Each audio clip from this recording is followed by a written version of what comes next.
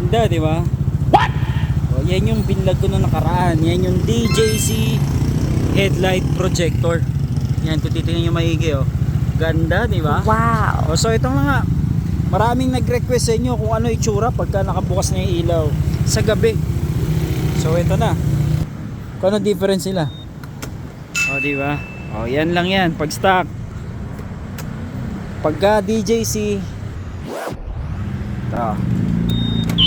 yun, solido kahit di ka na mag MDL, oh. Ang galing. Mas maganda pa dyan. Ayan, oh. May ilaw ka pa, Christmas lights. Biro lang. Yung ilaw na yan, napapalitan yan. So ayan, papakita ko sa inyo yung app, ha. May da-download lang tayong app.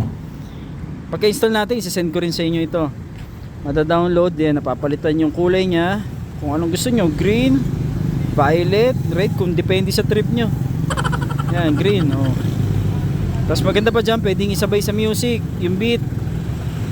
Yan, ipi-play natin. Oh. Trip mo magtugs-tugs habang nagmamaneho ka, oh. Good vibes lang. Astig. Diba? Bukod dyan, ano mo nga, stock na. Shoutout nga pala kay Sir AJ. Kasi may bahay niya. Oh, yung dalawang kuloko yun. Nakikishoutout. Ayan. Ito, signal light natin. Ito, hazard natin. Sequential din to, eh. Hindi nyo may tatanong. Sasabay siya sa signal light. O, diba? Flowing siya, ganda. Wow naman. Stick, dagdag forma, dagdag visibility. Safety na rin. So, ayan, ganun din naman pagka naka-hazard ka.